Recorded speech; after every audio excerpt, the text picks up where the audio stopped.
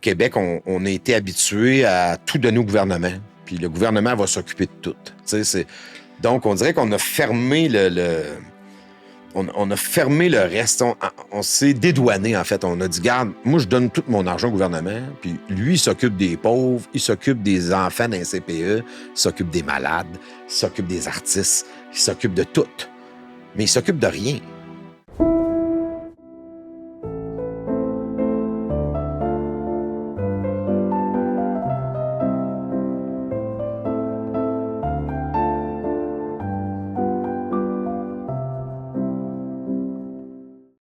Bonjour à tous. Un mot pour remercier ceux qui nous soutiennent financièrement. C'est grâce à vous que le projet fonctionne, qu'on peut continuer d'aller de l'avant, d'approcher des gens et de se projeter à long terme dans ce projet-là. Si vous voulez nous soutenir justement, vous pouvez vous abonner de façon totalement gratuite au projet, mais vous pouvez aussi vous abonner sur Patreon, également sur YouTube. Il y a 2 options qui s'offrent à vous. Patreon, le lien est dans la description.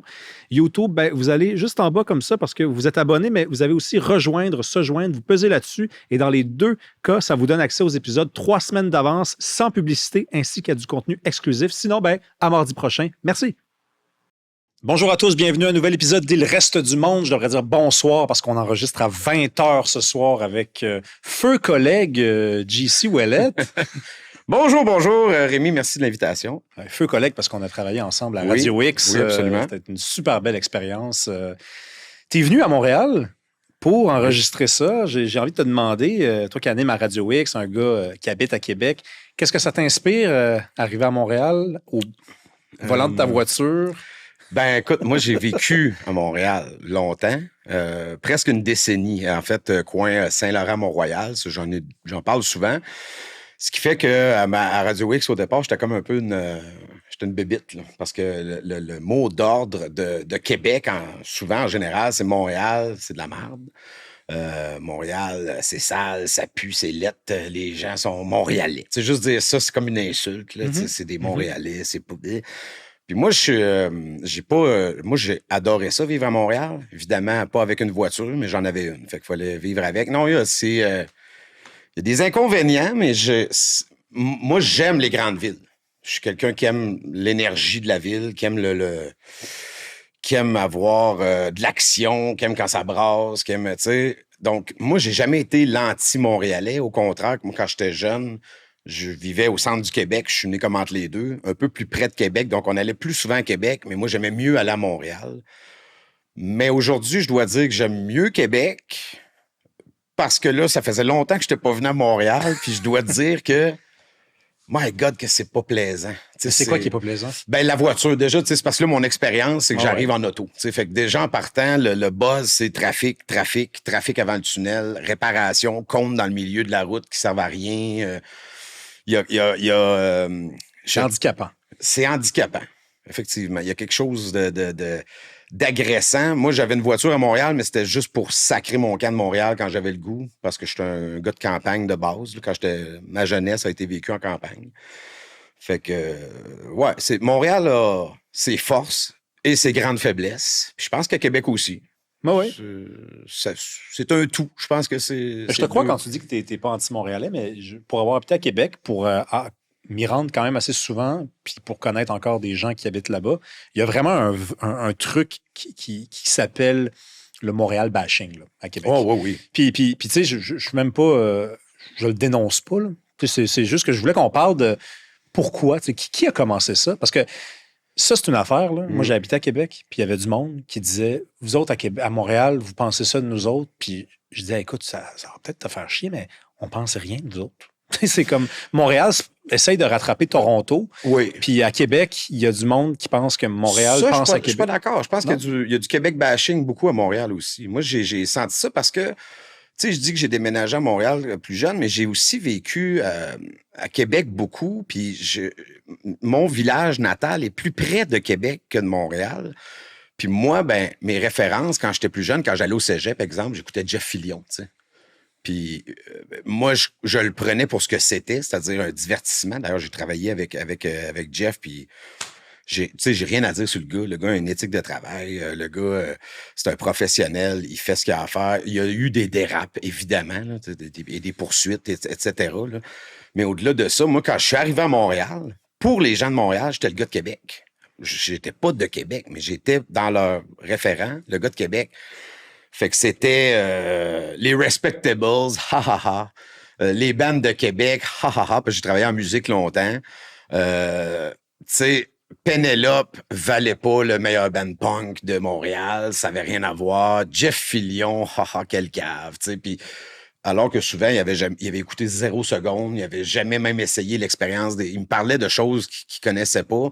Fait que j'ai essayé à mon retour à Québec de pas faire la même chose. Tu sais, de pas être le gars qui se met juste à bâcher ou qui embarque dans le mood du...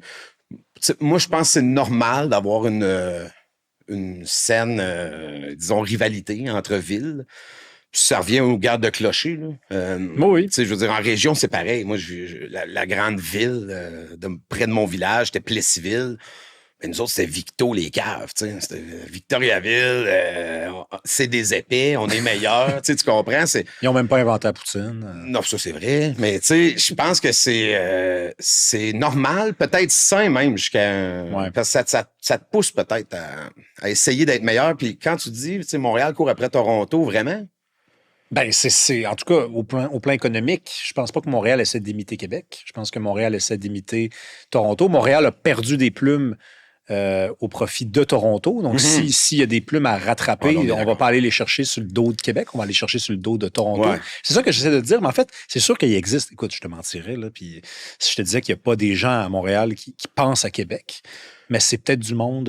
Du Québec dénigrement plus. Pas bashing, mais plus snobisme. C'est la même affaire pour moi. C'est un regard hautain, un souci de penser à la condition de Québec puis à la rabaisser. Mais ça, c'est peut-être plus du monde dans le milieu culturel, médiatique, qui porte un regard hautain sur, mettons, Radio X, sur les radios poubelles. Les radios poubelles, c'est Québec, ça, selon la conception de ce que c'est.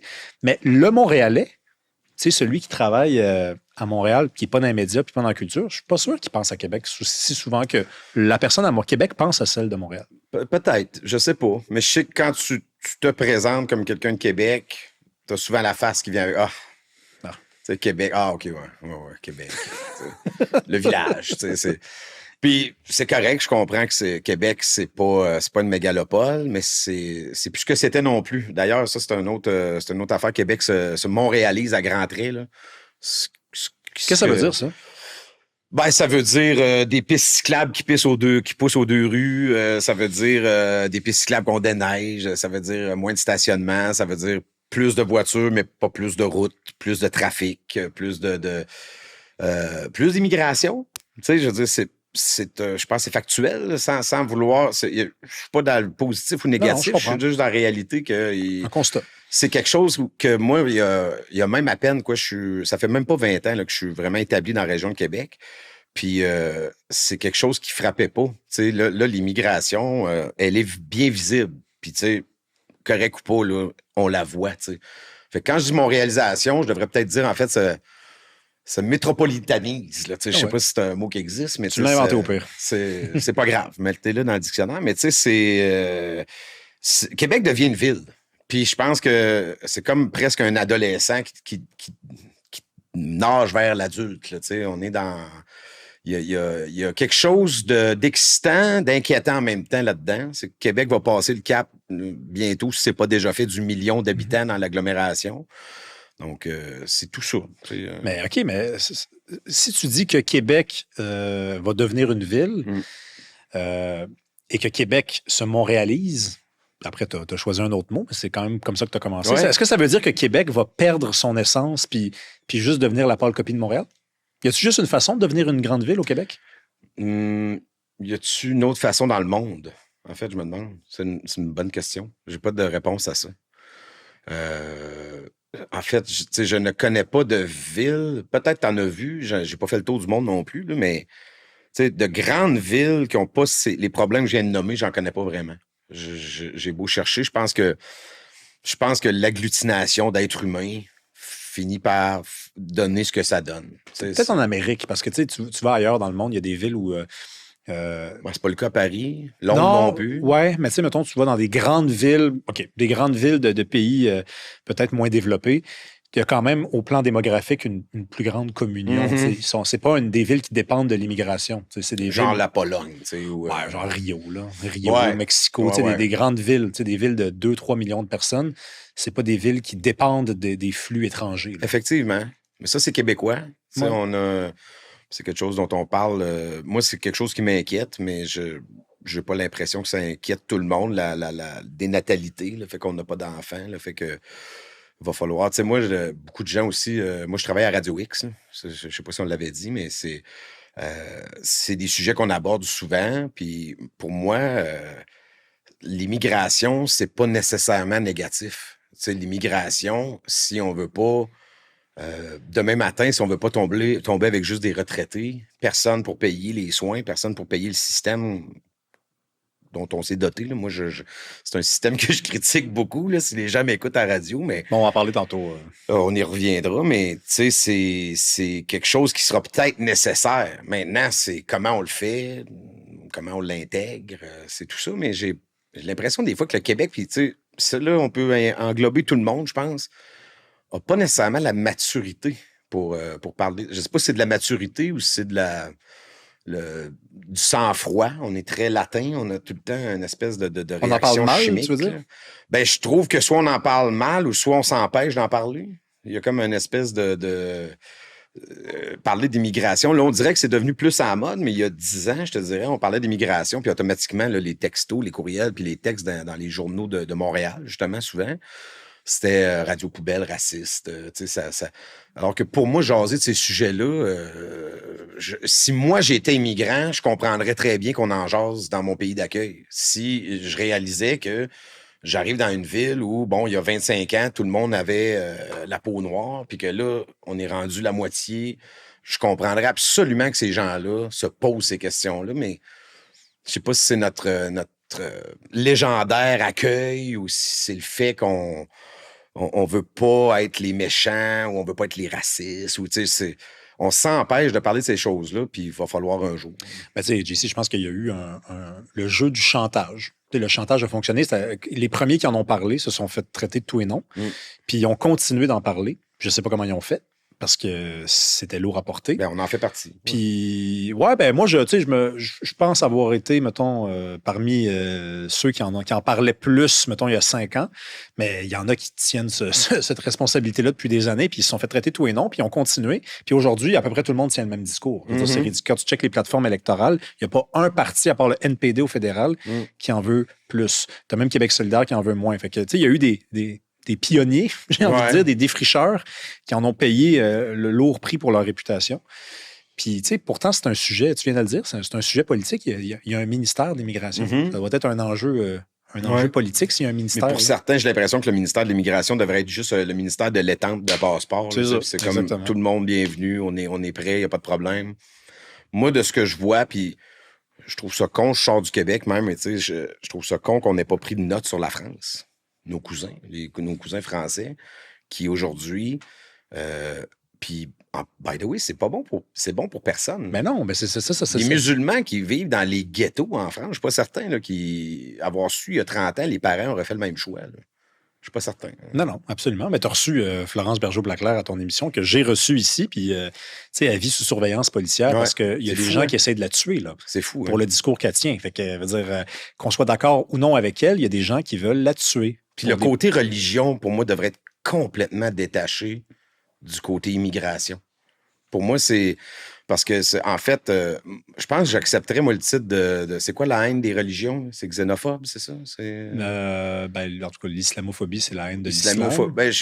La xénophobie, c'est la haine de l'étranger. En fait, le bon terme, je ne l'ai pas en tête, mais je trouve que la religion est une toute autre discussion. T'sais, pour moi, une Québécoise blanche qui se met un voile intégral, j'ai la même opinion, peu importe la couleur de sa peau. Je vais avoir la même vision, le même constat. Pour moi, c'est 2 discussions séparées, mais on a fait une espèce de boulette d'amalgame où tout ça est ensemble. Puis accepter l'autre, c'est accepter toutes ces croyances, les plus farfelues les unes que les autres. Là, c'est comme, moi, j'ai pas à vivre ça. J'accepte, moi, toutes les couleurs de peau, toutes les cultures, toute la nourriture, la musique, tout ce qui vient avec un peuple qui se déplace chez vous et que tu veux accueillir. Mais pour moi, la religion, c'est un autre débat complètement. Mm-hmm. Ça devrait être traité comme tel. Radio X, oui, qui a encore, malheureusement, la réputation d'être une radio poubelle. La petite histoire, moi, quand j'ai commencé à faire de la radio avec toi, c'était super agréable. J'ai reçu un message de quelqu'un que j'aime beaucoup dans ma vie, quelqu'un dont j'apprécie le jugement, la sensibilité, qui m'a toujours donné des bons conseils. Puis cette personne-là m'a dit, c'est très mauvais pour toi de commencer à faire ça. Puis là, j'ai dit, comment ça? C'est quand même écouté. Il y a du monde qui sont au rendez-vous. Hey, c'est juste des opinions. Là. C'est juste des idées. Oui, mais c'est la réputation. Ouais. Qu'est-ce qui s'est passé? Pourquoi? Rappelle-nous pourquoi on appelle ça de la radio poubelle, ce que vous faites. Tu parlais de ceux qui ont osé en parler, de ceux qui... Ben, c'est souvent nous autres. Ça. Dans bien des cas, parler d'aide sociale. Moi, quand je suis arrivé en ondes il y a 18 ans, quand même, à Radio X, dans le temps, je travaillais avec...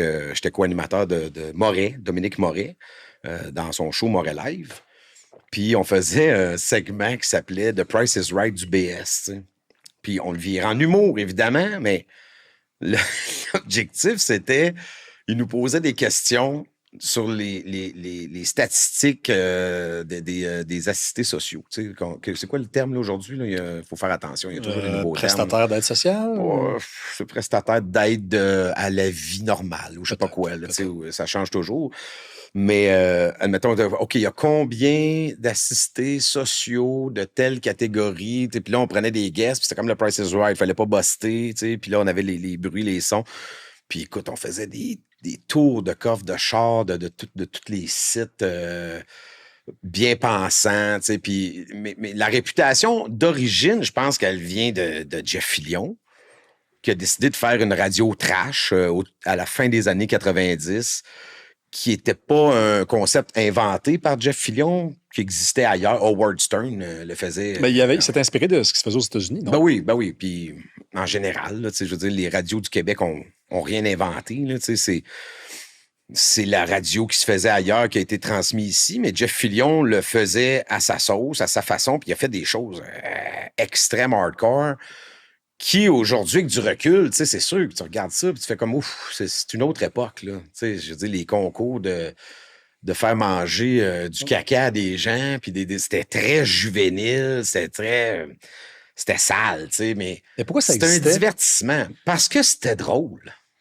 C'était drôle. Je l'écoutais, mais tu sais, quand t'as 19 ans, je trouve plus que c'est les mêmes choses aujourd'hui qui sont drôles que quand j'avais 19 ans. Tu sais, Jackass, je trouve plus ça drôle. Tu comprends? Ben parce que t'as vieilli, mais un gars de 19 ans, il doit trouver ça aussi drôle. Ben, probablement. Ouais. Là, ça n'existe plus parce que, bon, le contrôle réglementaire a bouffé à patente, puis maintenant, tu sais, le fun, faut que tu l'aies d'une façon propre. Il faut que ça soit poli, bien lissé, ou dans l'absurde. Dans l'absurde, tu peux t'en permettre un peu plus, mais tu sais, sinon, c'est sûr que la réputation part probablement de là, les poursuites.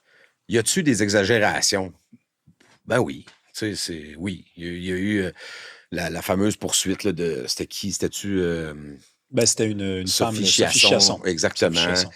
Puis il y a eu, par la suite, tout le côté, justement, radio, talk, qu'on appelait radio poubelle en traduction de trash radio. Moi, j'ai jamais considéré que je faisais de la trash radio. T'sais, moi, je considère que je fais de la radio où on se donne le droit d'aborder des sujets que les autres abordent pas. Puis moi, je pense que c'est sain, ça. D'avoir un endroit, un safe space, pour utiliser le mot à mode, où des gens qui se questionnent tous les jours sur des sujets, puis qui regardent l'horizon médiatique, puis qui n'entendent jamais parler de ça. Tu sais, l'immigration, là, tu le dis, là, c'est comme devenu de bon ton. Tu sais, on a le droit de parler d'immigration, de chiffrer ça, de dire qu'on en veut moins. Ça passe. Il y a 10 ans, ça passait pas. Mais nous, on en parlait quand même. Fait que c'est sûr que ça clashait dans les cercles de Québec solidaire, dans les cercles très bien organisés des syndicats. On a beaucoup fessé ces syndicats. On a beaucoup fessé sur la gauche, qui nous le rendait bien en passant. Tu sais, ça, c'est une autre affaire. Là. Tu sais, Il y a des auditeurs de Radio X qui nous envoient des courriels de haine. Veux-tu voir ma boîte courriel? Tu sais, je veux dire, ça, là, à un moment donné... C'est de bonne guerre. Ben, c'est... Tu sais, et si on refuse de faire du choc d'idées, on s'en va nulle part. En fait, on s'en va vers un chemin qu'on décidera pas nous-mêmes parce qu'on n'aura pas eu l'occasion de faire des débats qui viennent avec. Tu sais, c'est... Le modèle québécois, c'est pas les Québécois qui l'ont choisi. Ça a été imposé comme ça, puis c'est comme ça qu'on a suivi la trail. Puis pour moi, à un moment donné, c'est juste sain de donner cette soupape-là aux gens, puis d'arriver, puis il n'y a rien de fauné. Moi, ce que je dis, j'ai jamais été imposé de dire quoi que ce soit à Radio X. J'ai jamais eu de réunion parce que j'avais abordé un sujet à Radio X. Puis je sais que si j'ai des collègues de radio qui écoutent le podcast puis qui travaillent dans d'autres radios, je sais qu'il y a de la jalousie. Là, parce que c'est la plateforme médiatique la plus libre au Québec, peut-être au Canada. Personne contrôle mes textes, personne lit mes affaires, personne passe par-dessus mon épaule, personne ne regarde mes questions, personne me demande même quel invité je vais avoir dans mon show. Ça, dans 100% des autres stations de radio, c'est pas le cas. T'sais, et c'est ce qui, moi, je pense, fait que Radio X est encore une radio extrêmement populaire. Une radio qui vit de l'argent de ses commanditaires, qui n'a pas de subvention, qui n'en a pas besoin, qui a encore des chiffres dans le 25-54, dans les marchés payants extraordinaires. Puis je prends même pas, on en parlait tantôt, on est allé manger, je prends même pas le mérite de ça. C'est la locomotive qui vient avec. C'est le terrain de jeu qui est extraordinaire. Moi, demain matin, si je suis engagé dans une autre station, je suis convaincu que je pourrais pas aller partout là où là je peux aller. T'sais. Puis pour moi, ça, c'est précieux. Même les gens qui nous détestent, le jour où Radio X n'existe plus, ils vont s'ennuyer. J'en suis convaincu. Ben, ça représente quelque chose. Puis d'ailleurs, je veux qu'on comprenne c'est quoi, qu'on creuse peut-être un peu plus. Tu sais, tu l'as dit, ça a parti d'un mouvement fin des années 90, Jeff Fillion. Juvénile, junk un peu. Là, mais pourquoi? Tu sais, il y avait une demande, visiblement. Ça a duré, ça veut dire que ça s'est installé. Est-ce qu'à cette époque-là, il y avait un besoin particulier d'exprimer quelque chose en dehors des conventions, une espèce de mouvement punk qui avait besoin de naître? Est-ce que c'était c'était un coup de pied dans la ruche? C'était quoi, ça? Moi, je le vois comme ça. Tu sais, c'est drôle, là, tu parles de mouvement punk. Moi, j'ai travaillé en musique là, pendant toutes les années avant que je fasse de la radio. Mettons, de mon adolescence où je faisais un festival, j'organisais des shows, moi, quand j'avais même 16-17 ans, tu sais, j'étais déjà comme en business. Puis moi, après, j'étais dans le mouvement très punk, mais pas le... D'ailleurs, le mouvement punk a été kidnappé là, par la gauche. Là. Tu sais, moi, je viens d'un mouvement punk où les gens disaient « fuck le gouvernement ». Là, maintenant, c'est fuck le gouvernement de droite. Tu comprends? Ça, c'est comme quand est-ce que vous avez signé des cartes de membre du Parti démocrate ou du Parti libéral? Qu'est-ce qui s'est passé? Puis, moi, je suis toujours resté plus centré sur le gouvernement sera jamais bon. Il est nécessaire, mais arrêtez de lui donner du jus. Tu parlais de ton ami qui t'a appelé. Moi, j'ai perdu des amis là, qui m'ont pu jamais parler. Jamais. Là, des gens... avec qui j'ai travaillé. Parce que tu travaillais là-bas. Parce que je suis allé à Radio X. T'sais, alors que j'essaie de leur expliquer, je dis, t'as pas idée, là, j'ai la liberté de faire ce que je veux. Je peux inviter n'importe qui, je peux questionner ce que je veux. C'est super punk là, dans la mentalité. Mm-hmm. Puis tu me ramènes au début, probablement qu'il y avait quelque chose de ça, un peu rebelle. Un peu, on n'a pas envie de faire du Radio-Canada, perlé. On a envie de se dire des fois, c'est de la crise de merde, puis d'être capable de l'exprimer, puis ça aussi, ça a maturé. Les débuts de Radio X, c'était jeune, puis moi, j'étais pas là, je les écoutais, mais j'étais au cégep, puis c'était une gang de jeunes qui voulaient brasser des choses. Je pense que ça arrivait dans un moment aussi où le Québec... puis là, tu me demandes ça, j'ai jamais, je pense, pensé vraiment à l'espèce d'étude sociologique de qu'est-ce qui a créé, parce que c'était vraiment populaire. Là, c'est pas arrivé par hasard. Quelqu'un de mauvaise foi dirait, regarde, c'est un gros bouton, Mais il n'est pas apparu de même. Non, Mais, il y a il y a eu quelque une chose. négligence, il y a eu Beaucoup de un sacs de poil poussée, je de sais pas pété. Ah ouais, c'est un poil incarné, je sais pas. Pepsi, je sais pas. Bonne question. Tu sais, c'est tournant des années 90-2000, on va s'entendre peut-être, puis je connais tes positions souverainistes. C'était pas... il n'y avait pas beaucoup d'espoir. Il y avait un blues. Il y avait un gros blues, c'était downant, c'était... Je sais pas, c'est une période où on avait peut-être besoin, puis je sais même pas si je relis ça juste au Québec. Tu sais, c'est mi-90, c'est quoi? C'est le grunge, c'est la dépression, c'est la vie, c'est de la merde, la société, c'est de la merde, tu sais. Je pense que ça allait un peu avec ça. Puis Radio X, juste avant qu'ils se mettent à faire ce qu'ils ont fait, c'était devenu un poste, justement, où moi, c'est là que j'ai découvert Radio X. En fait, c'était même avant Jeff Fillion. C'était un poste de rock alternatif où j'entendais les bands que j'aimais, même québécois. Tu sais, tantôt, je te parlais de Grimmskunk. J'entendais du Grimmskunk, du Pearl Jam, du Nirvana. Tu sais, j'étais comme, OK, il y a une radio qui a décidé de nous parler, tu sais, à notre génération. Puis elle s'est transformée. Là, on joue de la musique la fin de semaine. Salutations à Pee-wee, les légendes du rock. Mais le reste de la semaine, on a vieilli, donc on s'est mis à parler de politique, comme tout le monde, mais on a gardé, je pense, ce côté-là rébarbatif, questionnable, tout le temps pas en opposition pour être en opposition, mais une espèce je dirais, de méfiance saine. Oui. Puis, y a-tu un piège, par contre? Quand personne joue le rôle de poser certaines questions ou quand les questions sont pas posées sur certains sujets, tu faisais tantôt référence à le syndicalisme, les excès du syndicalisme. Ouais. Là, tu vois, regarde, tout le monde parle de ça cette semaine. Là, on enregistre dernière semaine de novembre, puis tout le monde parle de ça. OK. Et 54% des Québécois sont d'accord. Sont d'accord. Puis, tu sais, tu dis, nous autres, on faisait ça il y a longtemps. Donc, ça a été, j'aurais quasiment envie de dire institutionnalisé, là, comme façon d'en parler. Ça a été répandu, accepté. Ouais. Immigration, même affaire. Est-ce que quand on remarque qu'on a été pionnier des fricheurs puis qu'on nous insulte, mais un jour, on va parler de la même affaire, on se sent pas comme responsable de quelque chose puis invincible, peut-être même? Moi, je suis juste content. Je suis content que... Parce que c'est pas le fun, être la Radio X. Puis j'ai encore plein d'amis à Montréal. Puis, tu sais, des fois, je le vois, le malaise, je le sens, tu sais, comme, hey, c'est JC, notre chum, il travaille, il est animateur. Puis j'ai des amis aussi de Montréal que j'adore, là, tu sais, puis qui sont restés de grands amis. Puis quand ils me voient, ils me présentent à leur chum, ils sont tout fiers, tu sais. Mais c'est encore des gens dans le domaine de la musique. Puis moi, je suis comme, arrêtez de faire ça, là. Tu sais, fais pas ça.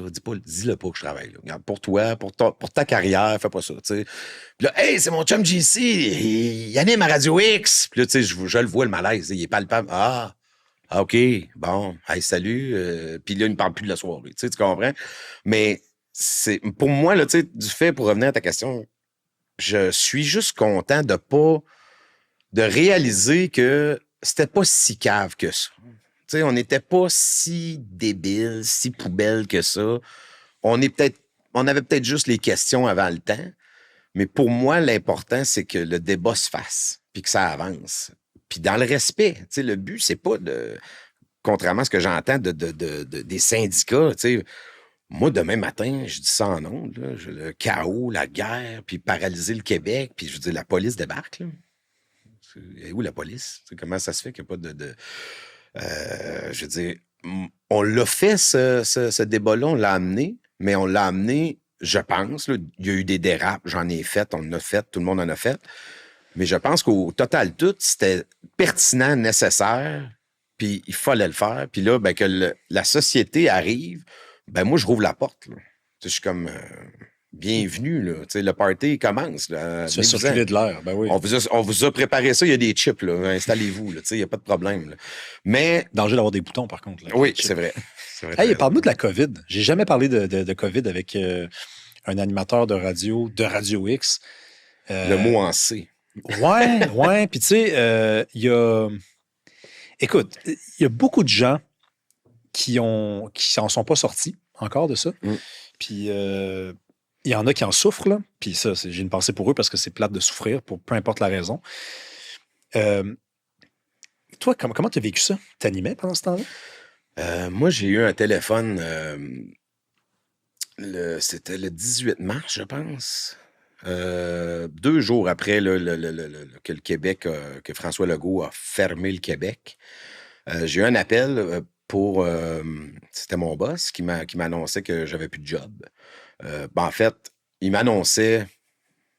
Je recule le tape, là, il m'annonçait que la station avait plus de commanditaire, donc plus d'argent, et que, de facto, j'avais plus de job. Ils ont gardé, je pense, 3 animateurs de pointe qui ont d'ailleurs été amputés de leur salaire. Puis une bonne amputation, là. Tu sais, pas 5%, là. C'était plusieurs dizaines de pourcentages de moins de salaire. Et les autres, bon, ils nous ont mis sur les lignes de côté en nous disant c'est temporaire dans la mesure où on espère que ça revienne, tu sais. Puis, fait qu'au départ, j'ai eu de la colère parce que je perdais une job que j'adorais. J'avais pas de garantie de retour. Mon boss me dit fais-moi confiance, c'est aussitôt qu'on a un plan où on a un retour d'argent, vous êtes sur la liste, vous êtes les premiers. Mais au début, j'étais juste en crise, pardon, l'expression. On est sur Internet, on a... Ah oui, regarde, tu peux dire ce que tu veux. Des fois, je l'échappe en ondes aussi, mais il faut faire attention. Non. Mais après ça, écoute, moi, au départ, puis je pense que ça a été humainement normal. Tout le monde a eu peur. Moi, je suis de celui qui a lavé son épicerie, là, comme un épée, là, puis qui a lavé ses souliers. Puis, j'ai fait ça, moi aussi. L'épicerie, pas les souliers, par contre. Ben non, mais ça rentrait, on laissait les souliers dehors parce que d'un coup, qu'il y avait de la COVID sur mes semelles, tu sais, puis c'est... D'un coup.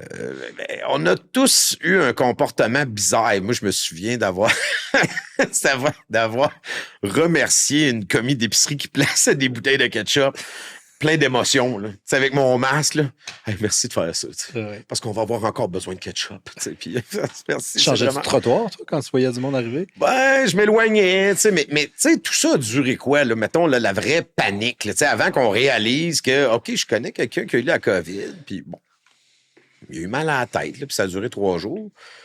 Tu sais, quand je suis revenu en onde, là, on était ailleurs déjà, là, c'était plusieurs mois, mettons mois de mars, avril, mai, juin, je pense que je suis revenu fin juillet. Fait que ça a été comme une longue vacance de plusieurs mois. C'est pour ça que j'assumais que tu avais animé pendant la COVID. Tu as manqué les 4-5 Et quand je suis revenu, mois. là, j'avais repris sous moi, là, puis je l'avais plus mon épicerie, puis Et c'est à ce moment-là aussi que le gouvernement a commencé à faire à prendre des mesures où là, il y en a plusieurs qui ont suivi. Au Québec, là, je dois dire qu'on a été comment disait ça, Mme Guilbeault, là? On a été docile, très docile. Google avait calculé qu'on était les plus dociles en Amérique. Doute pas. Parce qu'ils suivent les données des utilisateurs. Puis ils disaient, quand on leur dit de rentrer à la maison, ils rentrent à la maison. C'est... ça m'a... Mais tu vois, tu sais, on vient de parler de Radio X, ça a bien fait là, dans le timeline, parce que nous autres, on n'est pas tant dociles. T'sais, nous autres, on est plus comme...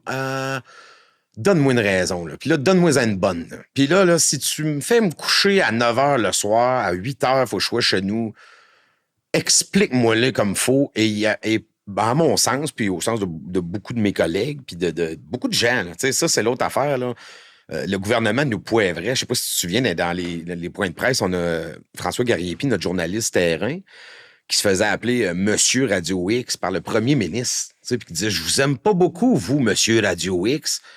Tu sais, écoute, là, il se faisait, parce que souvent, les points de presse étaient à Montréal, donc ils montaient avec le mobile de Radio X, c'est jamais une bonne idée, mais ils montaient avec le mobile de Radio X à Montréal, lettré, tu sais, je veux dire, revenaient les vitres fendues, les miroirs arrachés, du ketchup sur le hood, du crachat partout, tu sais, c'était épouvantable. Et ça, c'était alimenté par le PM, par l'équipe politique, qui nous ont coupé d'ailleurs les vivres. Tu sais, on n'avait plus de clients parce que, avec raison, moi, j'ai jamais été fâché après les clients qui sont partis. Il n'y avait plus d'argent, plus de rentrée d'argent, plus d'argent, tu sais.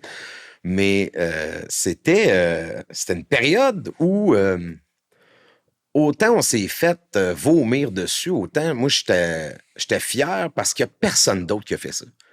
Peut-être des fois, peut-être qu'il y a des trucs qu'on a dit où c'était semi-exagéré, où tu sais, wow, okay, peut-être que cette mesure-là, c'était pas si pire, puis qu'on a beurré, mais personne faisait le contrepoids. Personne posait de questions. Puis moi, dans ma tête, je posais juste des questions légitimes. Tu sais, OK, en quoi le fait que je rentre à 8 heures, tu sais, vraiment, là, on est dans quelque chose de scientifique, là, tu sais, sur la propagation du virus. Après ça, le vaccin, tu sais, puis il nous disait des trucs où on nous parlait de science. On disait, prenez le vaccin, là, puis vous ne serez pas malade. Puis, alors qu'on apprend que, bon, on transmet quand même le virus. Tu sais, si tu es vacciné, tu vas voir ta grand-mère qui ne l'est pas, elle va l'avoir. Tu sais, il y avait comme un... Je trouve qu'il y a eu un flou exceptionnel. Il y a eu des mesures on en parlait justement ce midi dans le show, des mesures. Puis pas qu'on en parle à tous les jours, juste pour être sûr. Là, mais tu sais, des fois, J'ai travaillé avec toi, puis je pense qu'on en a parlé une fois. Ouais, non, sur c'est pas. Puis moi, je suis pas de ceux qui aiment ça. Pour revenir là-dessus, je pense qu'on a manqué une belle occasion de faire un bilan de ça, mais le gouvernement l'a pas fait. Mais pour revenir au truc, tu sais, parce qu'aujourd'hui, Magali Picard traite le gouvernement de la CAQ de gouvernement d'extrémistes de droite. Ouais. Puis je suis comme, tu sais, ben non. Il n'y a pas juste... Il y a Duhem aussi là-dedans. Non, mais là, clairement, elle dit que la CAQ, dans son projet de loi, c'est de l'extrême droite. C'est un gouvernement extrémiste de droite. Je suis comme, ben non. Puis là, il y a des auditeurs, oui, tu sais, pendant la COVID, ce qu'ils ont fait. Non, attention, là, tu sais, à un moment donné, là, je comprends qu'on peut varger, mais ça prend un minimum de nuances. Un gouvernement extrémiste de droite, je veux dire, nous, pendant la COVID, on aurait été arrêtés, enfermés, là. Bon, l'armée serait débarquée avec des coups de matraque, puis on n'aurait pas pu continuer à exercer notre... Mais disons qu'ils ont flirté avec la ligne. Ils ont flirté avec la ligne de l'autoritarisme, puis de couper les vivres, alors que tu sais que tu es le seul tuyau d'oxygène qui reste à une station de radio. Ils nous ont pas arrêtés, mais ils sont allés loin. Fait que pour moi, la COVID... Ça a été juste un exemple de plus. J'en avais pas besoin en plus, mais ça a été juste un exemple de plus qui m'a fait réfléchir sur l'utilité d'avoir un gouvernement aussi gros, aussi puissant, aussi fort.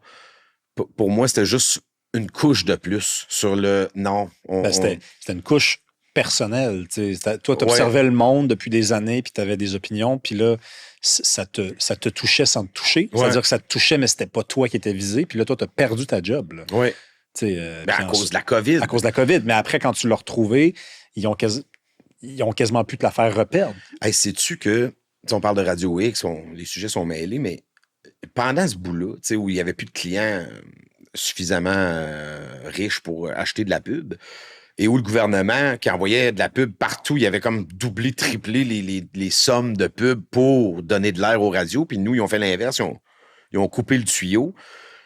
Il y a des gens... Il y a des compagnies qui avaient encore les moyens puis qui marchaient parce que pendant la COVID, il y a des compagnies qui ont fait énormément d'argent. Là. Les épiciers, notamment. Entre autres. Et d'autres, là, de tout ce qui est équipements médicaux, puis les compagnies qui faisaient moins d'argent avant, puis que là, c'était la manne. Là. Mais il y a des compagnies des gens même, des individus qui nous aimaient tellement, qui nous envoyaient de l'argent à la station pour payer les salaires. Tu sais, moi, je persiste à... OK, mais c'était quel type de monde qui faisait ça? Du monde bien normal. C'était-tu des auditeurs qui étaient particulièrement touchés par ce qui se passait avec la COVID? Probablement. OK, parce que la question, je te l'ai posée, JC, parce que j'essaye de savoir jusqu'à quel point ça nous ligote quand on est devenu les héros de certaines personnes, puis... Je porte pas de jugement, là. Il y a des gens qui entendent nulle part un discours, puis qui se sentent lésés, puis qui ont l'impression qu'ils sont seuls. Puis là, ils entendent des gens dans la nuit qui disent « Hey, nous autres, on pense comme vous. Mm-hmm. » Est-ce qu'après, on est pogné avec ça? Moi, je sens pas ça. Non. Du tout. Parce que moi, je ramène souvent le fait que je suis... des fois, je suis... moi, je suis pas capable d'être ce gars-là. Le gars qui est en avant puis qui dit « Suivez-moi, venez vous êtes... » Moi, je suis plus dans la gang. Je prends une bière avec le monde puis ah ouais, tu penses ça? Eh ben, tu sais, je suis pas sûr. Puis moi, je le dis souvent ça, puis c'est parce que ça m'est arrivé personnellement de vivre l'expérience, d'avoir justement quelqu'un qui vient te voir puis qui t'aime. Puis ça, je suis bien content qu'il y ait du monde qui aime m'écouter puis que c'est ça ma job. J'aime ça parler avec les gens. J'aime avoir du feedback sur les textos, mais ce qui me terrorise, moi, c'est quelqu'un qui vient me voir puis qui me dit, avec un regard un peu intense, là, hey, moi, là, je suis d'accord avec tout ce que tu dis. tout ce que tu dis, là, moi, ça me fout la chienne. C'est sûr qu'avec ces yeux-là, ça Non, mais tu sais, ça pourrait être autre chose qui te dit. Quand tu parles, je suis tellement d'accord. Tu sais que je suis d'accord. Tu sais, je suis comme, man, ça se peut pas. Ouais. Tu comprends, ça se peut pas. Ça Que se pourra tout pas, ce que je dis, t'es d'accord. Sinon, il y a un problème. Tu sais, c'est correct d'être pas d'accord. Ça se peut qu'on est d'accord sur 9 sujets sur 10, mais tu sais, ça se peut pas que t'es d'accord sur tout ce que moi j'exprime comme opinion. Puis je le pense sincèrement. Moi, je me vois pas comme un leader de foule, mais plus comme quelqu'un qui apporte peut-être une réflexion, qui essaie de trouver une question qui n'a pas été posée, qui essaie de virer le cube de bord, voir comme, OK, y a-tu autre chose à voir de l'autre bord? Puis s'il y a des gens qui voient la même chose, que, ah ouais, regarde, je suis d'accord ou pas. Moi, pour moi, Radio X, c'est ça. C'est un vecteur d'idées. Tout le monde est bienvenu. Moi, je suis pas souverainiste. La station a une tendance à être vue comme une station fédéraliste parce qu'on n'a pas d'animateur qui s'exprime clairement en faveur de la souveraineté. Par contre, je me fais un devoir d'avoir des Rémi Villemur, des Jean-François Lisée, j'avais Vincent Bégin, des gens qui le sont souverainistes. T'sais. Puis moi, je l'ai eu, le gars le chef du Parti communiste en entrevue. Parce que je veux le savoir, c'est quoi? Je veux comprendre ce qu'il dit. Je veux. Bien sûr que je suis pas d'accord puis que je trouve que c'est un projet de fou furieux. Tu comprends? Mais si je fais juste dire ça puis cracher dessus puis dire que c'est de la grosse crise de la merde, puis tu sais, je veux dire. Fait que pour moi, c'est ça aussi Radio X. Là. C'est surtout ça, en fait. Ça, est-ce que tes critiques, toi qui as cette valeur-là, qui a ce principe-là que tu défends, je veux pas m'asseoir avec n'importe qui, puis n'importe qui, ouais. Puis ça se faisait avant, hein, les francs-tireurs. J'ai eu des trans, j'ai eu tout. Non, mais tu sais, avant, ça existait, ça. Oui, là. Les francs-tireurs, c'est un bon exemple. Francs-tireurs, tout le monde en parle au début. La première année. Peut-être la deuxième un peu. Non, mais tu sais, ils ont reçu Raël. Je te donne 2 ans. Ils ont reçu Raël, ils ont reçu Doc Mayou, ils ont reçu toutes sortes de monde. Là. Puis il y a du monde qui venait puis qui repartait en pleine émission. Bon. Qu'est-ce qui s'est passé? Pourquoi ça n'existe plus, ça? Ou ça existe juste, mettons, dans certaines émissions? Moi, j'essaie de faire la même affaire en passant, puis c'est pas évident. Là. Puis j'aime beaucoup les gens qui le font. J'aime ça, en fait, que d'autres personnes aient ça comme approche, parce que pour moi, c'est la seule à avoir. T'sais, du moment où tu fermes les portes, ben on le voit ce qui se passe. Là. Moi, je trouve que ce qui est inquiétant, en fait, c'est l'inverse. C'est que je trouve qu'on est dans une société qui se replie beaucoup, beaucoup, beaucoup sur ses gangs, ses affaires, ses groupes, ses valeurs. Chambre d'écho, on dit. Beaucoup, beaucoup. Les médias sociaux, probablement, qui jouent un rôle très néfaste dans ce domaine-là. Moi, je pense qu'il faut faire l'inverse. Puis moi, je te pose la question, c'est pas moi qui anime, mais pourquoi tu veux faire ça? Ben, parce que, quand tu te pars une business, là, tu fais un plan d'affaires, tu fais une étude de marché. Ouais. N'importe qui un dragon là, m'aurait conseillé, c'est quoi ton produit? Ça existe-tu déjà? Y a-tu un besoin? Y a-tu une demande? Ben, moi, je me disais, ça n'existe pas tant que ça. Des podcasts de débat. Il y en a pas tant. Je suis sûr qu'il y a une demande. Parce qu'il y en a déjà eu une, puis c'est pas vrai que les algorithmes et les réseaux sociaux nous ont complètement transformé les connexions du cerveau. Ils nous ont habitués à autre chose, mais ça existe ce besoin-là. Donc, c'est pour ça que je l'ai fait.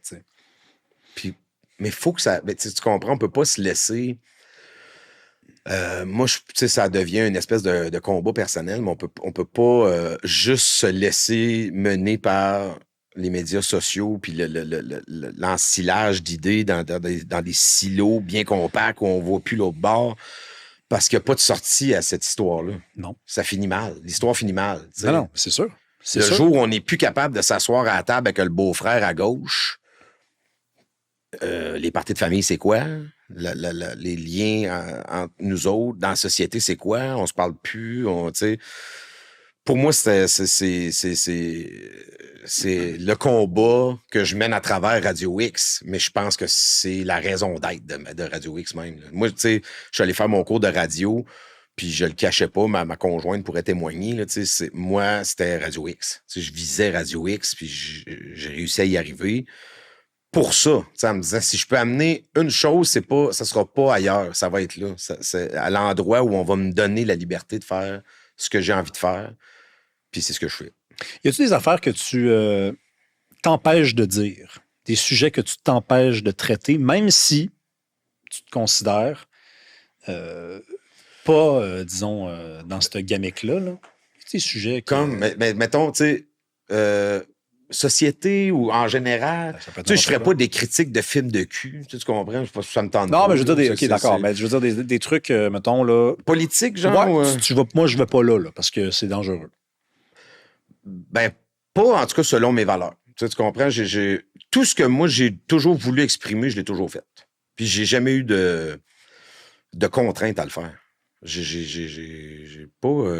tu sais, j'essaie d'y penser parce que là, c'est plusieurs années là, j'ai déjà choisi peut-être de comme ce sujet-là, pas aujourd'hui. Tu comprends? Là, je m'embarque. Là, parce que je sais pertinemment qu'il y a des sujets où je vais avoir, même au sein de mon équipe, où je vais avoir de l'opposition, ou tu sais, fait que si je l'ai fait, c'est une question d'énergie puis de j'ai pas le goût. Tu sais, puis ça, je veux dire, ça vient avec la liberté qu'on a de dire ça aujourd'hui, ça me tente pas. Mais jamais parce que j'ai pensé au boss, mettons. Jamais je me suis dit. Non, mais même au-delà du boss, tu sais. Moi, personnellement. Non, mais mettons, si je parle de ça, là, ou même, tu sais, l'auditeur, je vais avoir une plainte, ça va se ramasser. Tu sais, là, chaque fois que je parle de ça, ça m'attire tel genre d'ennui. Y a-tu un truc? Parce que, écoute, là, je poserai la question. Je pense pas. Non? Tu sais, puis j'essaie de voir les sujets comme les plus. Au Québec, là, les plus sensés, mettons, là, les Premières Nations, justement, les syndicats. Le féminisme, l'immigration. Non. Non? Non. Puis c'est même pas quelque chose auquel je pense. Tu sais, quand je cherche un sujet, je me dis pas quel sujet je peux ou pas. Tu sais, en même temps, je me considère pas comme quelqu'un de très extrémiste. Fait que, tu sais, c'est sûr que peut-être que si j'étais quelqu'un qui pense que on devrait militer pour le retour de l'esclavage, tu sais, mais je le pense pas. Fait que, tu sais, je veux dire, ça t'empêche pas de le dire. Ben, c'est ça. Je veux pas le dire parce que je le pense pas, tu sais. Mais il y a jamais rien qui vient de mes réflexions, de mes affaires, de mes valeurs que je me suis empêché de dire.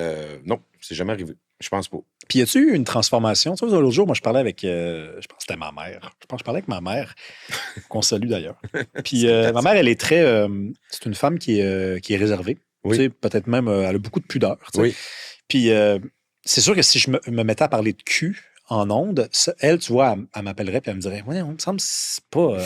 tu sais, puis, je serais obligé alors de lui répondre que c'est plus ce que c'était. Tu sais, le cul, écoute, là, le podcast qui marche le plus au Québec. On faisait des chroniques là, non, mais Planète X, là, puis les dildos, puis on mettait ça sur le micro. Mais ça, je veux dire, il y a 30 ans, 40 peut-être. Ça, tu parlais pas de ça à la radio, non. Là, tu sais, puis tu vois, ça a évolué. Puis c'est pas juste qu'on peut en parler, c'est que, Colin, je veux dire, le podcast qui marche le plus au Québec, ça s'appelle Sexe Oral. Là. J'allais te dire, je pense, là, tu parles du plus populaire, là, mais je pense que... Le deuxième, c'est Il reste du monde, mais le premier, c'est vraiment Sexe Oral. Là. Je pense que c'est quasiment 1 sur 3, là, qui tourne autour de ça, d'ailleurs, tu sais, moi, au début, on se trouvait un peu, justement, punk, là, tu sais, comme, hey, on va faire une chronique sexualité. Quoi que je dis ça, je veux dire, Louise Deschâtelet l'avait fait dans les années 80, puis même Jeannette Bertrand, puis tu sais, sauf que, tu sais, on disait, hey, quand on va parler de vibrateurs, tu sais, puis on avait un qui est encore client, d'ailleurs, qu'on salue, la gang de Planète X, qui sont des boutiques érotiques, tu sais, puis on fait des chroniques de cul, tu sais, puis ça va, tu sais, puis aujourd'hui, on dirait que c'est comme... c'est tellement banal que c'est devenu une façon de gagner sa vie pour beaucoup de podcasts. Fait que je suis comme, c'est bien, moi, ça me dérange pas, mais c'est sûr que ça peut friser les oreilles de maman et de la mienne, qui écouterait assurément pas, mais est-ce que c'est... ça veut dire quoi, est-ce que c'est grave, tu sais? Je sais pas. Tu sais, des fois, on regarde en arrière, puis... Est-ce qu'on voudrait revenir dans un monde où on s'empêchait de parler de ça? Je sais pas. Mais il existe, j'imagine, quelque chose comme un juste milieu. Tu sais. Oui. Puis j'imagine aussi que c'est pas inutile de se demander comment on est passé d'un monde à l'autre. Tu sais, si tu passes d'un monde où parle pas de ça se dit pas. Ouais. Puis on a la preuve que ça existait ce monde-là parce qu'on a des gens qui ont gardé ce réflexe-là. Puis là, tu as un monde où, Colin, je veux dire, ça pogne, puis ça en est même rendu quétaine, en fait, d'en parler, là. C'est allé aussi vite que ça. Là. Mais l'Internet a joué beaucoup là-dedans aussi, je pense. Tu sais, je veux dire, aujourd'hui... quel âge t'as déjà? 31 ans. OK. J'allais dire autour de 30. J'étais pas mal dedans. Fait que toi, t'as pas connu la période des hustlers au dépanneur. Là. C'est pas quelque chose qui... Les Hustlers, dans le sens les où magazines. les magazines, Hustlers. puis Non. Toi, l'Internet, quoi, en 95... J'avais 1 an. C'est ça. Ouais. OK. Fait que toi, t'as pas connu ce monde d'avant. là. Moi, je me rappelle quand même d'un monde où si tu tapais sexe.com, t'allais avoir besoin d'un informaticien, là, parce que l'ordinateur plantait. Là. Je me rappelle de ça. Là. Mais tu sais, il y a eu... Tu sais, avant, il y avait un challenge. Là, c'était comme, si tu veux voir une paire de seins, là, je veux dire, organisez-vous en gang, puis vous allez travailler fort. Mais aujourd'hui, écoute, c'est 2 clics, puis... c'est donné. Puis c'est loin, là. Hein? On n'est plus dans la sensualité, là. Tu sais, t'es comme dans quelque chose... Je suis jamais allé ça. Non, c'est ça que tu me disais.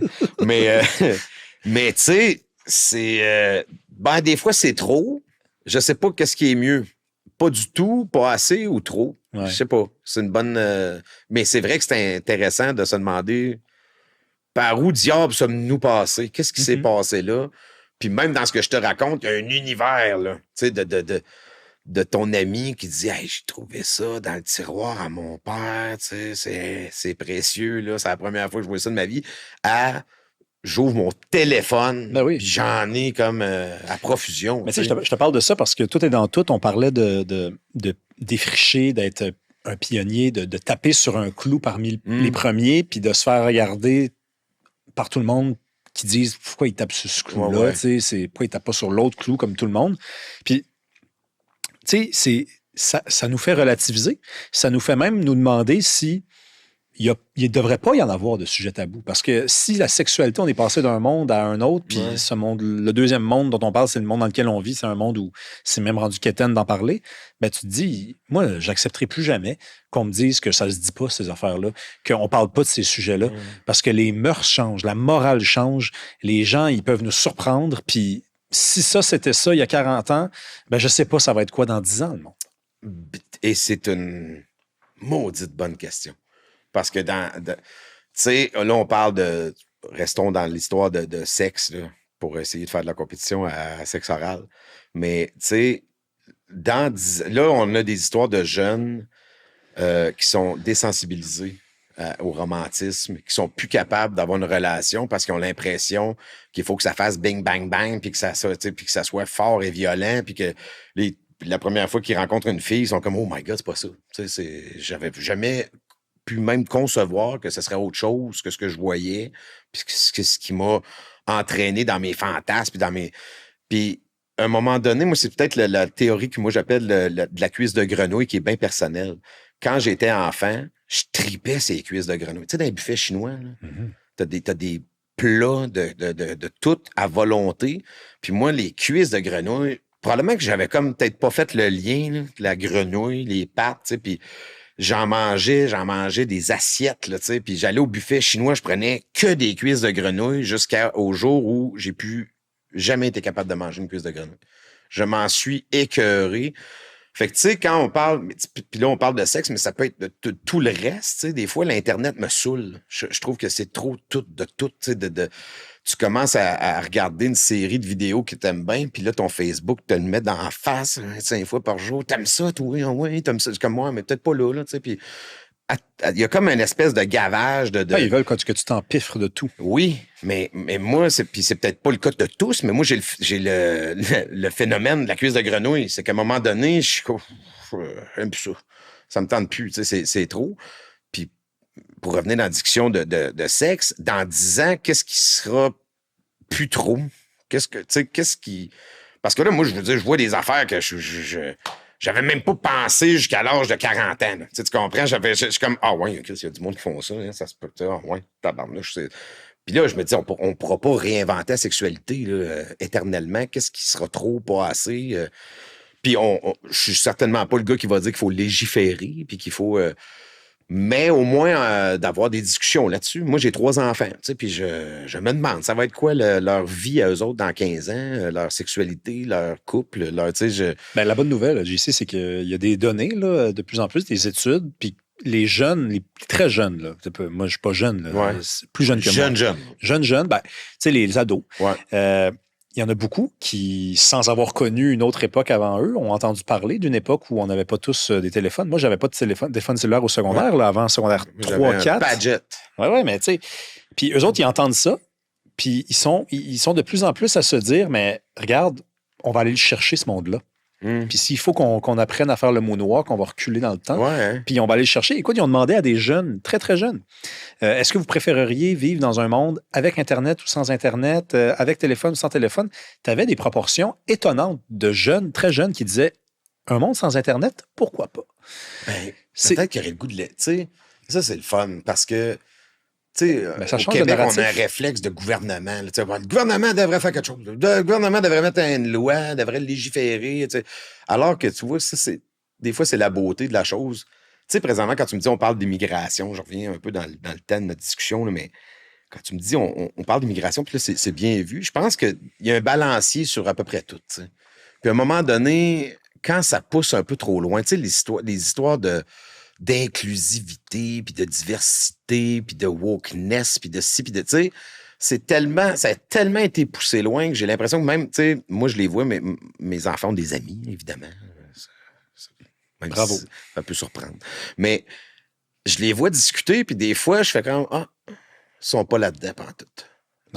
Puis même qu'ils voient ça comme une affaire de vieux, tu sais, comme moi, je regardais mon père, tu sais, avec son pinch, puis je disais, ouf, un pinch, c'est vieux. Là. Tu sais, moi, les pinches, j'en aurais pas de pinch. Tu sais, puis les autres, ils voient ça comme ça, je pense. Ils voient ça, tu sais, comme quelque chose de pas à la mode. Tu sais, la cigarette. Moi, j'ai fumé, là, tu sais, de l'âge de mes 14-15 ans jusqu'à l'âge de... puis aujourd'hui, j'ai encore ma béquille de cigarette électronique, mais tu sais, mes jeunes, là, tu sais, la cigarette... C'est même pas cool. Là. Il y a rien. Ils luttent pas contre une image cool. Mais ils comprennent même pas le principe. Dégoût, là, ils comprennent même pas le principe. Ah oui. Moi, des discussions que j'ai avec des plus jeunes, puis ils disent, mais je comprends pas, pourquoi tu fais ça? Pourquoi tu fais ça? Ça pue. Pourquoi tu fais ça? Puis tu dis, non, mais c'est bon. Après un petit verre, c'est bon. Ben non, mais c'est dégueulasse. Wow, OK, c'est ça. Il y a eu une reprogrammation. Tu sais, quand je vais dans le sud, des fois, moi, je suis un ancien fumeur, fait que comme toi, avec un petit drink, je m'achète des Marlboro, ou un cigare, tu sais. Puis mes enfants ne sont pas habitués parce qu'ils ont connu leur père, tu sais, mon plus vieux, je fumais encore, mais il était tout petit, fait qu'ils n'ont pas connu, tu sais, papa qui fume des tops en chain smoker, en fou. Puis, tu sais, il me voit m'allumer, c'est comme, qu'est-ce que tu sais, un air de... Je les avais jamais vus me regarder de même. Puis Dieu sait que je les ai déjà déçus là, dans la vie. Là, ça, je veux dire, non, mais dans la vie de tous les jours, là, j'ai brûlé son lunch. Bon. Mais le jugement, où j'étais comme, mais ça, vous exagérez. Là. Ah non, c'est dégueulasse. Arc! Ah, j'étais comme, là, come on. Là, c'est juste un cigare, mais... Ils sont ailleurs. Puis ça, des fois, plutôt que de juste demander tout le temps des lois puis des règlements, c'est faire confiance. Les jeunes nous regardent, ils comprennent qu'ils sont ailleurs, ils vont pousser ailleurs pour faire le relien avec l'histoire du sexe. Puis peut-être ça va se régler tout seul. Peut-être qu'on va revenir dans un mood de sensualité puis de romance. Tu l'as dit, c'est la théorie de la queue de grenouille. Ces jeunes-là ils vont être écœurés, vont s'empiffrer. Il y a plein de gars qui sont pas capables de bander parce qu'ils regardent trop de porno. C'est fou, hein? Fait que dans le fond, la porno est censée stimuler l'organe sexuel, mais ils en regardent trop, puis ça les déstimule. Et elle est de plus en plus extrême. Fait que c'est devenu une espèce de vice déformant, où tu réalises que, OK, finalement, c'est pas ça avoir une blonde. T'es pas obligé d'être contorsionniste, gymnaste, pour avoir une blonde. Non, pas obligé. Sinon, on aurait jamais eu. C'est peut-être même mieux, mais... Hey, ça fait plusieurs fois que tu fais allusion à l'État, la place de l'État, trop de gouvernement dans la société. Je connais tes positions là-dessus, mais ça part de où, ça? Quand est-ce que tu as commencé à dire « Hey, il me semble qu'on réfléchit trop via l'État, le politique au Québec, on le réfléchit par l'État et seulement par l'État. » Très jeune. Parce que j'ai une mère qui est encore très politisée. Ma mère a fait ses études en droit à l'Université Laval, puis elle a travaillé sur les études de la commission Bélanger-Campeau. Ma mère était une souverainiste convaincue. Elle l'est moins aujourd'hui, d'ailleurs. Mais j'ai grandi là-dedans et j'ai grandi. Ce que je fais aujourd'hui pour préparer mes shows, c'est ce que ma mère faisait naturellement, c'est-à-dire écouter les nouvelles et parler avec les nouvelles. Donc, elle discutait avec le... Tu sais, mettons, on entendait Céline Galipo dans sa jeunesse, là, tu sais, puis « Alors, bonsoir, nanana », puis là, elle présentait une nouvelle. « Eh, maudit gouvernement », puis ci, puis ça, tu sais, puis elle était impliquée émotivement, puis clairement, ça me vient d'elle. Le côté plus bavard, joker, me vient probablement plus de mon père, mais tu sais, c'est... Le côté politique, clairement, me vient du côté maternel, puis j'ai toujours eu comme image cette personne-là qui critiquait. Elle participait, mais elle critiquait énormément. Mais elle s'impliquait, tu sais, puis elle était inclue dans le mouvement, puis elle voulait, tu sais, que ça change, puis elle voulait... Fait que, tu sais, j'ai pas les mêmes visions exactes là, que ma mère sur la politique, puis c'est pas grave, puis quand on se parle, ça donne des super débats incroyables. Mais moi, j'ai jugé à un moment donné que En fait, c'est que je pense que le gouvernement doit reprendre sa place, c'est-à-dire la gestion de base des affaires publiques et le faire bien, proprement, de façon respectueuse de tous, puis dans l'inclusivité, puis dans tout ça.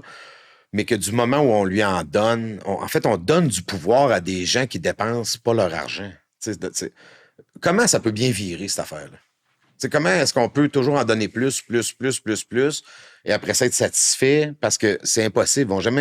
Ils pourront jamais satisfaire tout le monde. De me demander de où ça vient de mes années de vie. Non, mais c'est parce que, regarde, je ne suis pas psychiatre, mais tu as travaillé dans la musique. Oui. Tu disais tantôt, on est allé manger, là, puis on t'a remarqué, tu l'as nommé le groupe, là, oui, sur le dos d'un hoodie, là, de quelqu'un qui était assis au bar. Donc, tu as été dans ce type aussi-là de musique, là, des mosh pits. Oui. Donc, tu n'es pas très, très système, là. Je suis pas très système. D'ailleurs, c'est ce que je te disais tantôt aussi. Je comprends pas trop ce qui s'est passé avec le mouvement punk qui est devenu mouvement de gauche, tu sais, puis je pense parce que c'est ce qu'on leur a vendu comme idée de valeur, tu sais. Tes valeurs, c'est les miennes. Mais moi, quand je jase avec les gens de gauche, je leur dis souvent, j'ai les mêmes valeurs que toi en passant. C'est juste qu'on n'a pas le même moyen. Tu sais, quand on me dit, oui, mais moi, c'est le partage puis s'occuper des pauvres. Oui, OK, moi aussi. Oui, mais les gens de droite, j'ai dit, moi, si je donnais pas autant d'argent au gouvernement, peut-être quand vient le temps de faire des dons, quand vient le temps de faire...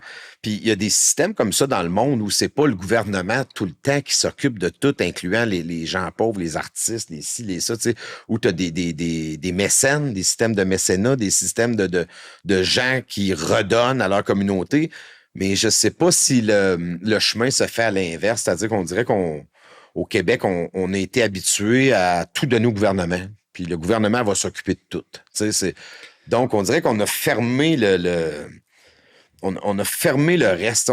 On s'est dédouané, en fait. On a dit, garde, moi, je donne tout mon argent au gouvernement, puis lui, il s'occupe des pauvres, il s'occupe des enfants d'un CPE, il s'occupe des malades, il s'occupe des artistes, il s'occupe de tout. Mais il s'occupe de rien. En fait, il y a un truc que tu as dit, il y a beaucoup de choses que tu as dit qui étaient intéressantes, mais il y a un truc tu dis, tu donnes le gouvernement a un travail d'abord à accomplir. Ouais. Il y a des missions premières, on appelle ça les missions régaliennes, là, mais ils s'en occupent mal. Puis là, nous autres, à la place de dire, attendez, fais d'abord ça, puis après, viens me boire. Puis on va voir si on continue de faire affaire ensemble. Au lieu de faire ça, on a dit, bon, écoute, il a fucké la première fonction, deuxième, troisième, quatrième. On va lui donner une autre chance de se faire valoir, puis peut-être qu'à un moment donné, il va tout rattraper ce qu'il a raté depuis le début. Ouais. Ça, c'est une critique qu'on formule souvent à l'égard du modèle québécois. Je la trouve pas si folle que ça. Moi, c'est l'inverse. Je comprends pas quelqu'un qui défend ça. Puis j'en jase à chaque semaine avec Jean-François Lisée, qui est un des créateurs et ou défendeurs de ce modèle-là. Puis ma question revient régulièrement, ça devient presque redondant, mais je veux dire, qu'est-ce que tu défends? Qu'est-ce qui marche?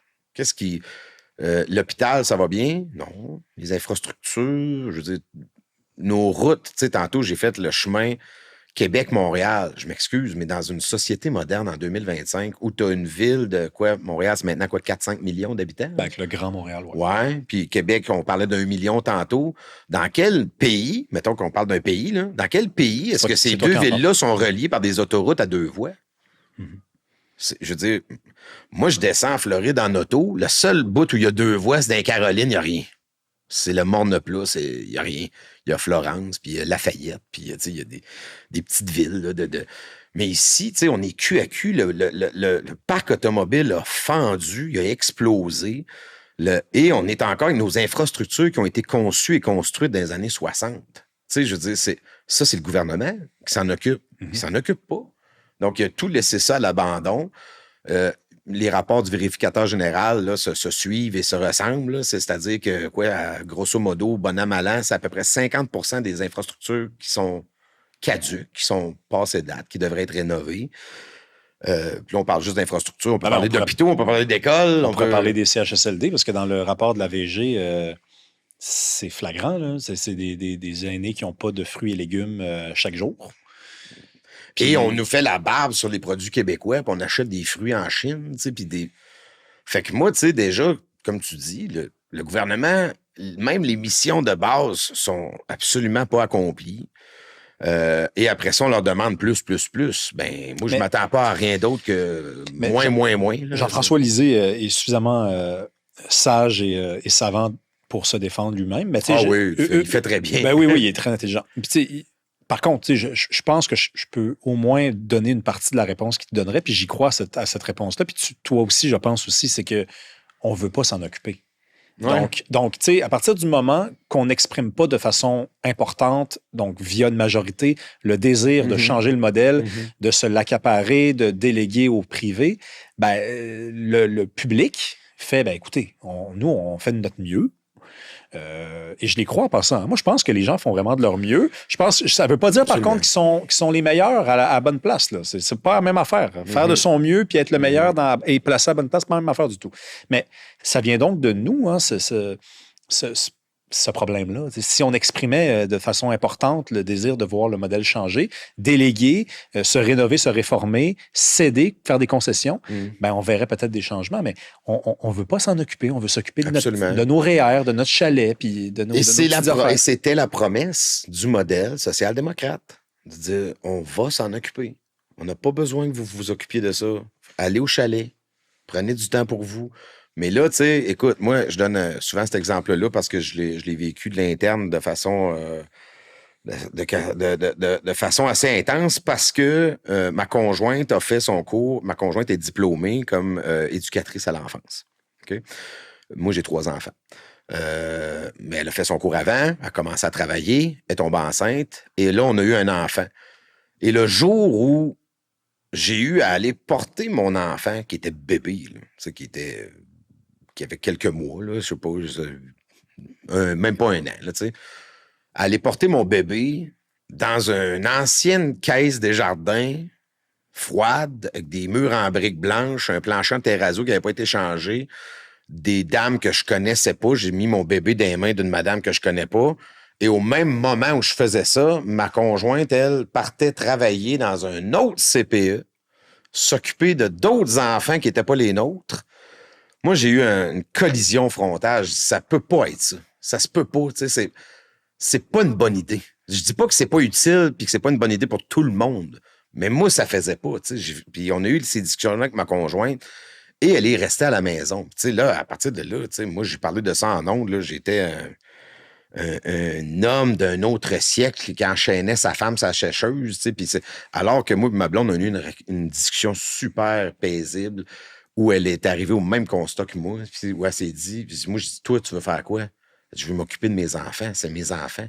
Elle dit, je pars de la maison, je m'ennuie. Puis je vais entendre d'autres enfants pleurer qui sont pas les miens.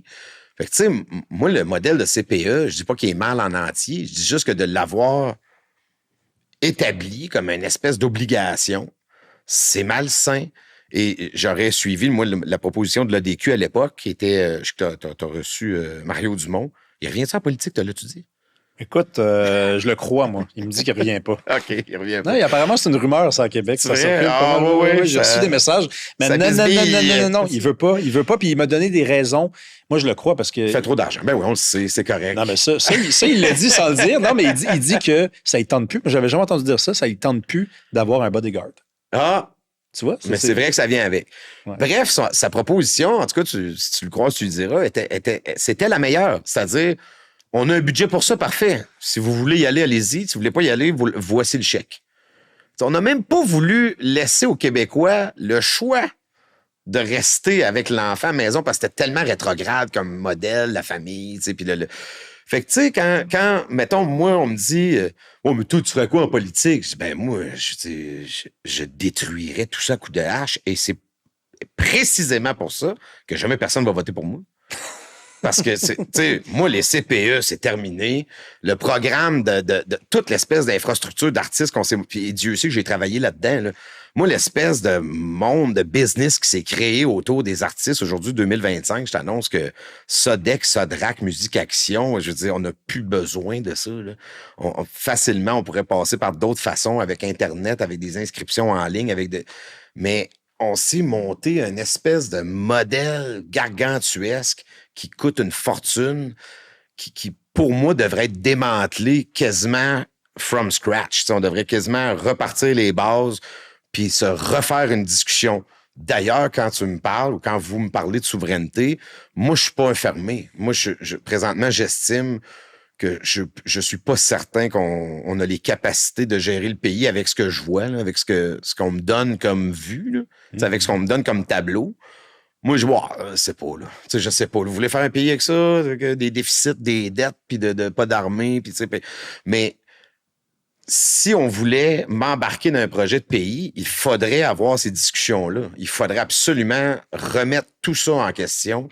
Mais sais-tu quoi? Probablement que le résultat serait que les Québécois diraient « Oui, mais on aime ça. » Je sais pas si c'est le syndrome de Stockholm, mais les Québécois aiment ça. Ils ont au moins l'impression qu'ils font partie d'une société qui s'occupe d'eux autres. Tu sais, je reviens, tout est dans tout, là, mais quand on parlait de pandémie, c'était un peu ça.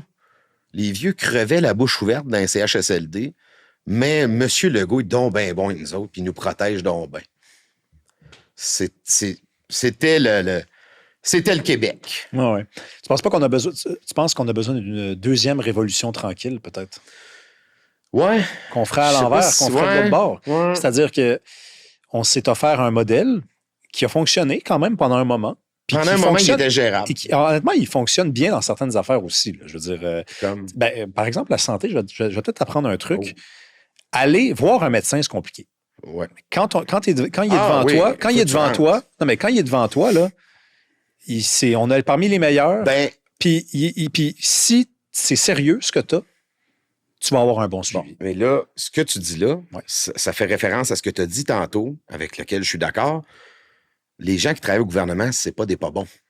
Le modèle, moi, j'estime qu'il est pas bon. Les gens à l'interne, puis des fois, les gens, tu sais, je parle du gouvernement, puis là, tu m'insultes, puis parce que je travaille au gouvernement, je t'insulte pas pantoute. Je dis, tu peux être un super employé performant, et c'est là que je vais te dire qu'on a des super médecins, on a du super personnel, mais quand tu parles avec ces gens-là, si jamais ils t'ouvrent un peu le jardin interne, là, puis que tu lui dis, comment ça va, toi, à job? C'est bonne chance pour la discussion. Là. Ça sera pas comme... Oui, mais les gens sont plaignards. Là. Moi, je parlerais à quelqu'un qui travaille en radio, il me dirait c'est de l'enfer en ce moment dans telle entreprise. Non, mais les gens sont chialeux. On est d'accord, là? Oui, mais pas le juste le monde système est compliqué. Il est lourd. Oui, bien sûr. Tu me dis, oui, on est soigné. Absolument d'accord. Moi, j'attends une opération. On m'a dit 3 ans. Ça fait 2 ans. Je vis avec ça présentement. J'en parle pas. Personne tout courant. Mais... c'est pas normal. Là. Je veux dire, je t'enverrai une photo de l'argent que j'ai envoyé au gouvernement. Puis, je parle pas juste pour moi égoïstement. Là. Avec l'argent que j'envoie au gouvernement, j'aimerais ça aussi qu'on soigne les autres. Là, puis qu'on, tu sais, mais, tu sais, ce système-là, où en santé, tu me dis, oui, on rentre une fois qu'on rentre, en fait, on a des gens bienveillants, qui sont professionnels et qui sont bons. Donc, c'est des bons employés. Ça, je le concède. Sauf qu'ils envoient un fax. Quand c'est le temps d'envoyer ton truc. De toute façon, là, la question que tu me posais, quand tu me disais quoi, c'était pas « Rémi, j'attends un exemple d'une affaire qui fonctionne à la perfection. Fait que, mais qu'est-ce qui va bien? Ben, tu sais, mettons, sur les CPE, je t'ai laissé parler, mais je veux dire, les CPE, si tu regardes le taux de natalité par province au Canada, notre taux de natalité est pas bon, mais il est meilleur... Non, mais attends une minute. Il est meilleur que quasiment partout, sauf dans les territoires du Nord-Ouest où les Autochtones en font 5-6 par femme. Tu sais, c'est quasiment comme en Afrique, là. Les taux de natalité dans les réserves. En Colombie-Britannique, ils sont quasiment au même niveau qu'en Corée du Sud. Et les études... on est à quoi la différence? Ah non, mais on est à 1,3 à peu près. Puis en Colombie-Britannique, c'est 1,08. C'est un truc de même. C'est pas non plus, c'est pas le double. Là. Mais non, mais c'est pas le double, sauf qu'en démographie, 0,3 points de pourcentage, ça fait vraiment une différence. Puis il y a des chercheurs qui tendent à démontrer que c'est le modèle de CPE qui a fait en sorte que les femmes sont allées... elles ont eu envie d'en avoir des enfants. Mais si on voulait, mettons qu'on parle de ce sujet-là précis. Il en faut plus. Mettons qu'on parle de ce sujet-là précis. Là, bon, je me souviens pas quel pays européen est allé dans une politique, justement, de renatalité, là, de dire il faut faire des enfants. C'est parce que là, je te parle, je cherche le pays, mais peu importe. Faites vos recherches, comme disait l'autre. Tu la Hongrie? Tu parles de la Hongrie? Ah, c'est-tu? C'est un système d'impôt. C'est un système. La Hongrie, je pense que c'est ça. La Hongrie a un modèle. Bon, mais tu sais, si tu veux y aller, fais pas ça avec 1,4 de différence. Vas-y pas en trouvant une défaite comme de oui, mais on a des CPE, fait que on a un petit peu plus de bébés. La Hongrie, la Pologne peuvent aller plus loin parce que c'est des pays très catholiques où il y a encore un modèle traditionnel. C'est une question d'argent, là.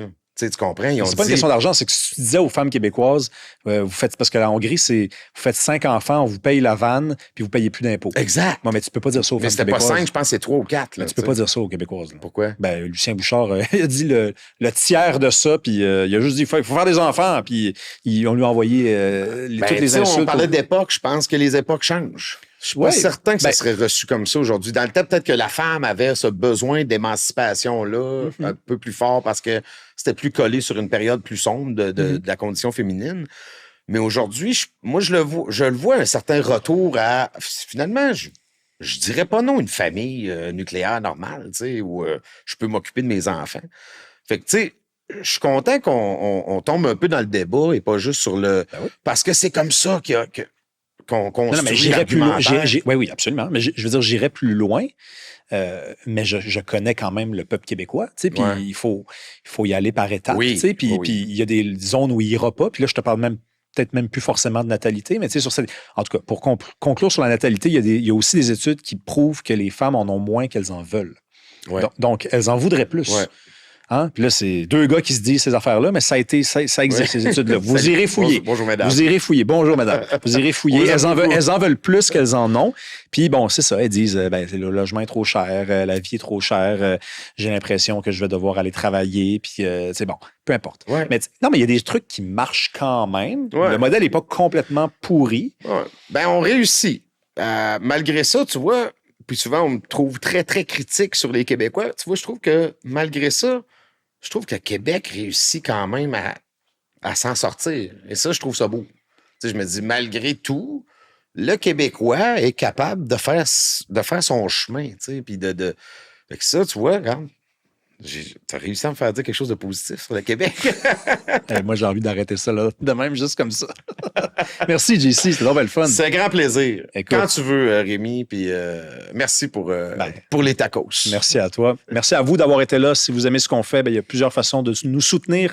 La première, c'est gratuit. Vous aimez la vidéo, vous commentez, vous parlez du projet. Sinon, vous pouvez nous rejoindre sur Patreon, le lien est dans la description. Ça vous donne accès aux épisodes 3 semaines d'avance ainsi qu'à du contenu exclusif pendant 3 mois. C'est sans publicité. Sinon, c'est le même principe, c'est sur YouTube, c'est plus simple. Vous descendez, vous tapez sur « Se joindre » et vous allez voir les options s'afficher pour vous. Merci, à mardi prochain.